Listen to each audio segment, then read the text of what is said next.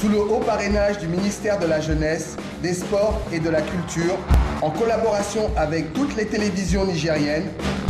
Gold Magazine, Sony Bank, UGAN, iSky vous présente les coulisses de la CAN.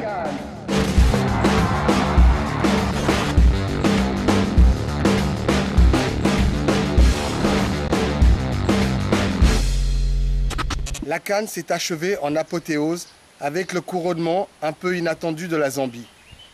Nous vous avons prévenu dans les coulisses de la CAN qu'il y avait toujours des surprises à venir. C'est ainsi dans le football. Tant que le sifflet final n'a pas retenti, tout est possible. Nous allons remercier une fois encore nos partenaires Sony Bank, UGAN, iSky qui nous ont permis de partager avec vous tous ces moments en direct et toutes ces émotions. Comme nous sommes à l'heure des bilans, nous allons revenir sur la conférence de presse des présidents Issa Hayatou et Sepp Blatter. C'est pour vous en exclusivité dans les coulisses de la CAN.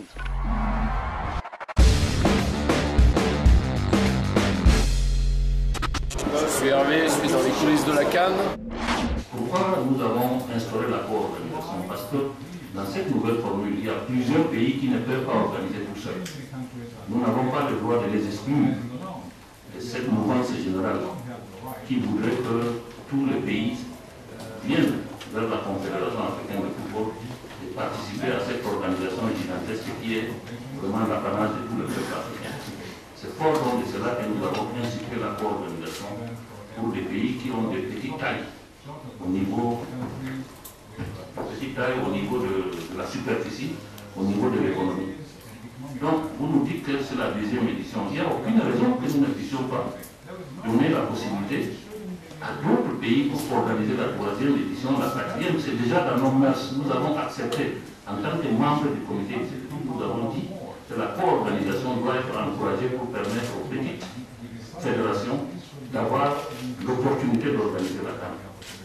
Voilà en gros les raisons pour lesquelles donc la première édition, bon, nous avons fait la co-organisation, vous savez pourquoi? Puisqu'on a donné à deux grands pays. C'est dû au fait que les Zimbabwe qui étaient sollicités pour organiser la CAN s'étaient retirés à la dernière minute. Quand les Zimbabwe venaient nous dire que nous ne pouvons pas organiser, on n'avait pas un an devant nous. Il fallait donc absolument allier cela. C'est ainsi donc que nous avons été voir et le Nigeria et le Ghana pour qu'ils se partagent ces sacrifices-là. Mais la vraie co-organisation que nous avons faite maintenant, c'est le Gabon, la Guinée équatoriale, qui heureusement se sont montrés dignes, se sont montrés à la hauteur de l'événement. Comme vous le savez, nous avons toujours refusé les subventions des États. La CAF tourne sur ses propres recettes. On refuse que les États nous subventionnent parce qu'on veut garder notre autonomie, notre indépendance. Donc, pour que nous puissions vivre comme nous le faisons maintenant, nous sommes obligés de nous référer à nos partenaires économiques, c'est-à-dire télévision, marketing, ainsi de suite. Donc ce qu'on vous demande, nous ne sommes pas fous pour demander aux télévisions africaines, aux populations africaines de donner des sommes extravagantes. Nous étudions, on a des experts qui sont avec nous, qui nous disent que ça, nous pouvons le faire, ça, nous ne pouvons pas le faire. C'est en fonction de ça qu'on demande aux fédérations africaines de payer le montant que nous leur exigeons. Donc, c'est une question de compréhension et de bonne foi de la part de notre pays. Quand la FIFA fixe, bon, il est bien vrai que la FIFA, compte tenu de sa dimension financière, des fois laisse gratuitement ces droits-là à certaines fédérations africaines. Mais la FIFA, ce n'est pas la CAF. La CAF n'a pas de moyens. La FIFA, s'il n'y a pas de recettes du côté de l'Afrique, il y a des recettes du côté de l'Europe, il y a des recettes du côté de l'Asie, du côté de l'Amérique, ainsi de suite. Nous, ce n'est que l'Afrique. Nous sommes tenus d'avoir ces recettes à partir de notre continent pour pouvoir continuer à vous servir cette CAN qui vous préoccupe. Les jours où nous fermons la maison, les cris viendront de partout, à commencer par nos autorités politiques, vous-même la presse, vous allez taper dessus. Et ça nous créera le problème. Voilà ce que je peux vous dire au niveau des télévisions africaines qui, de temps en temps, pensent que ce que nous leur demandons est trop cher. Alors que nous sommes conscients que ce que nous demandons est 2, 3, 4 fois moins cher que ce que d'autres continents demandent pour les mêmes compétitions. Salut, moi c'est Idi Saki, je viens du Niger et je suis un supporter du MENA national que vous voyez derrière et je suis dans les coulisses de la CAN. Il faut être clair, le cahier de charge de la CAN, ne nous comparez pas à la FIFA. c'est David et Goliath. Quand il parle tous les moyens, c'est qu'il faut. Ne nous comparez pas. Nous essaierons d'agir en fonction de nos réalités africaines. Ceci dit, le cahier des charges de la Coupe d'Afrique des Nations, actuellement, depuis que nous sommes passés à 16, définit clairement que le pays qui veut organiser la CAN doit avoir minimum 4 stades. J'ai dit minimum, on n'a pas dit 4 forcément. Et nous avons eu, alors, votre question là, j'ai eu à le dire au président de la fédération et à la délégation d'Afrique du Sud qui est venue. Ils nous ont dit qu'il y a 7 villes qui ont postulé. Nous leur avons dit que vous avez le loisir de programmer d'autres villes que les 4. Ce que nous ne voulons pas, c'est que vous programmiez la Coupe d'Afrique des Nations dans moins de 4 villes. Mais vous pouvez programmer au-delà de 4, ça dépend.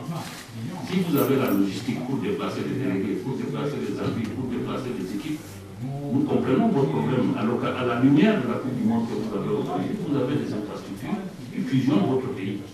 Et c'est tout à fait normal que les États, les gouverneurs veuillent faire. Pour ne pas embarrasser mes amis de l'Afrique du Sud, nous leur avons dit qu'ils ont la latitude d'organiser cette Coupe d'Afrique des Nations comme ils le veulent. Mais pourvu que ce soit à partir de 4 stades jusqu'à 6 ou 7 ou 5 comme il faut. On leur a déjà donné l'accord à la première réunion du comité exécutif que nous avons tenu à Malabo, je crois. Donc, il n'y a aucun problème. Il ne faut pas seulement être en dessous de 4. Bon, pourquoi on a mis 4? C'est pour qu'on construise les stades. Et cette mesure même ne s'applique pas à l'Afrique du Sud puisqu'ils ont déjà des stades. Ils ont déjà des stades. Quand la CAF dit que le cahier des charges exige 4 stades, c'est pour amener les pays qui acceptent d'organiser la Coupe d'Afrique des Nations de nous construire des stades. Ça, c'est le but de notre compétition. Nous voulons absolument, nous sommes conscients que nous avons des tares au niveau de l'Afrique. Nous avons des tares au niveau des infrastructures sportives. Et c'est pour ça que nous maintenons la périodicité de la Coupe d'Afrique des Nations tous les 2 ans. Parce que nous sommes sûrs que tous les 2 ans, à l'exception de l'Afrique du Sud, bien entendu.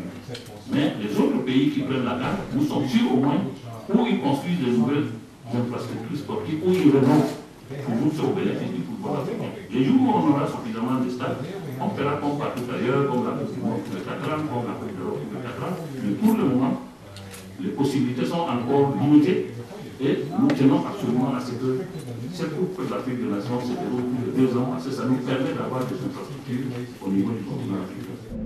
C'est Sylvain Mohamed de la RTT. Vous êtes sur les coulisses de la CAN 2012. Ancienne filiale de l'Union des assurances de Paris, puis d'AXA, l'Union générale des assurances du Niger, UGAN, souscrire aux assurances UGAN, c'est souscrire en toute confiance.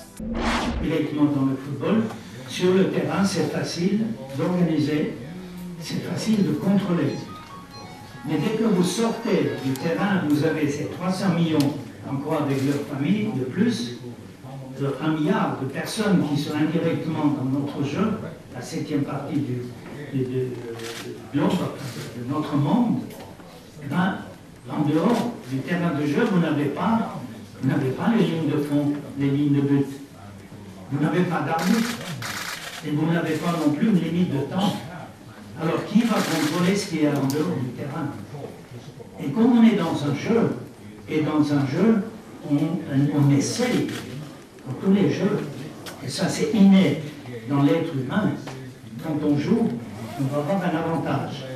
Alors si je n'ai pas l'avantage physique, psychique, technique dans le jeu du football, et vous êtes, tout le monde a joué, moi j'ai joué moi-même jusqu'à l'âge de 40 ans, vraiment au niveau de la compétition, pas en professionnel, mais quand même au niveau d'un bon niveau. Et bien qu'est-ce que vous faites? Vous tirez la chemise, vous mettez le pied, ou vous faites semblant de mourir sur le pied. Vous trichez.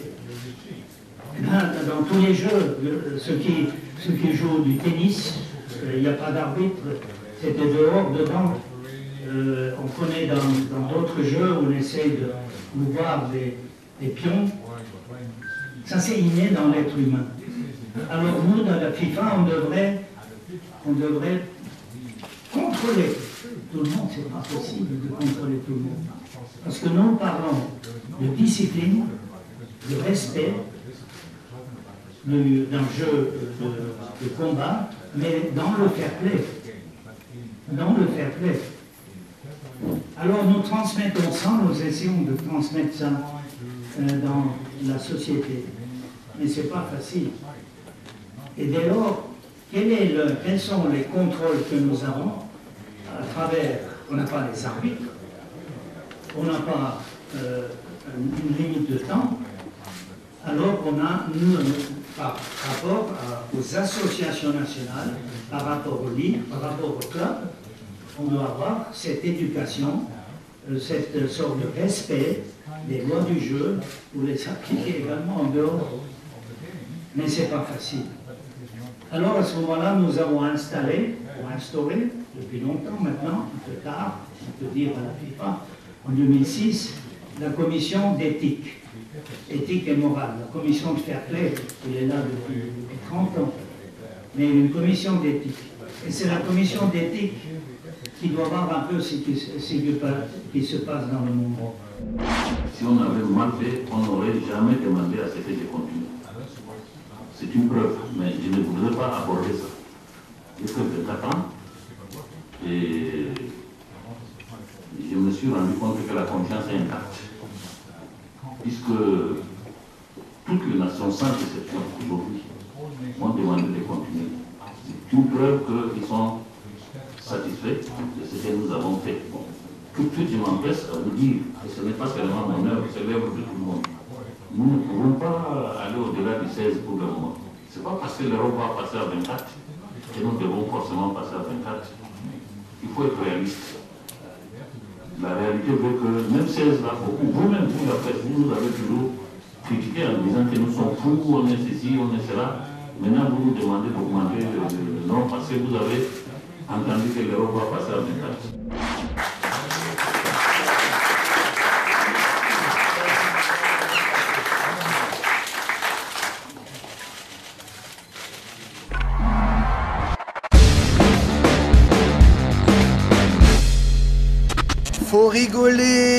Faut rigoler comme dit la chanson. Et toi Nelly, tu dis quoi? Faut rigoler, c'est dans les coulisses, en deux le monde.